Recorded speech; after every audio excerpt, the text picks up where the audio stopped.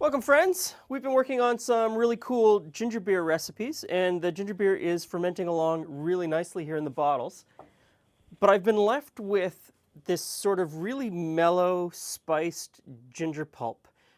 Most of the ginger flavor is in the ginger beer, but what I've got here is it's kind of mellow and it's nice, and it's spiced with pepper and cloves and star anise and cardamom, and it's really kind of nice and fantastic. And so I've been thinking, what can I do with it? And the first obvious thought is a cake. So I've got a couple of different cakes that we're going to try. And the one today is kind of a nice, easy ginger spice cake. So butter into the pot. Water into the pot. The pot's on sort of medium high. We don't want to bring it up to a boil. We just want to melt everything together. And the next thing is some fancy molasses. We need about a cup of this. Looks like there was only a cup left in the carton. I could have just poured it right in without measuring. So this goes in, and we just want to melt and stir all of these things together.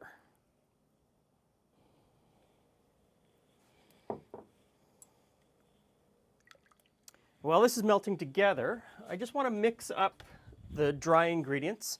So I've got flour, cinnamon, and baking soda. You just want to stir that together and get it incorporated. Okay, everything is melted together. It's maybe a little hotter than I wanted it to be, but I think we'll be okay. Next in is some sugar, and we just mix that in, as well as the ginger. Put that in as well. Just give it a really good whisk. And then I think I'm going to let it cool down to room temperature before I add the extra ingredients. Now, if you're new to the channel, thank you so much for stopping by. Welcome to the family. And if you're looking for this recipe, we always put our recipes in the description box below the video here on YouTube. So even though I don't say what the amounts are while I'm cooking, everything is down there. You can cut and paste, click, save, and then make it at home yourself. Okay, now I'm going to whisk the eggs in.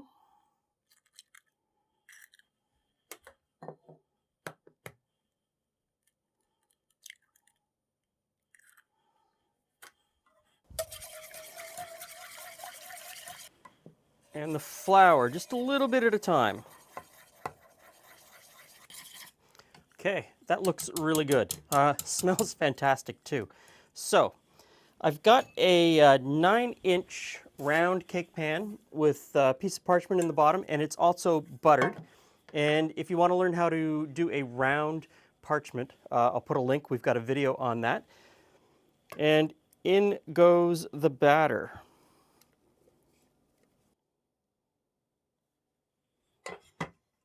And into the oven.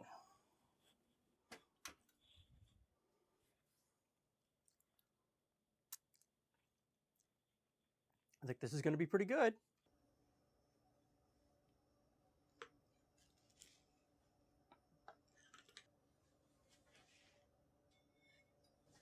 So Glenn, I jumped ahead and I sliced it open.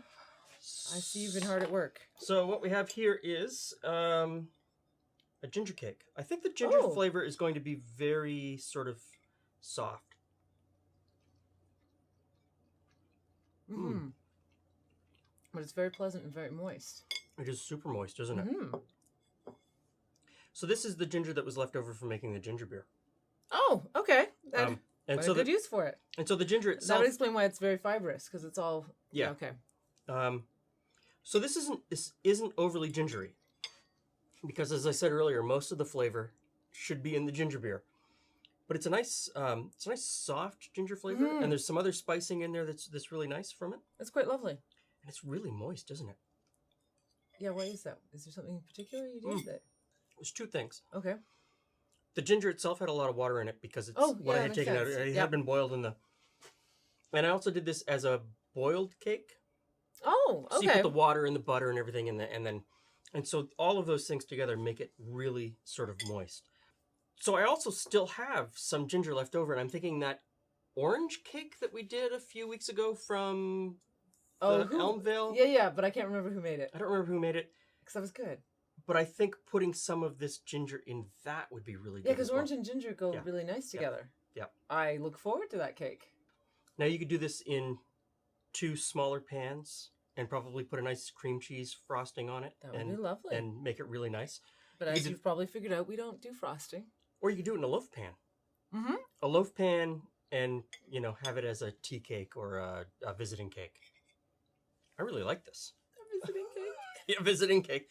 That's what they're called, isn't it? I know, but it's like... It is a very antiquated term. I don't think anybody anymore says visiting cake. No, where did that come from?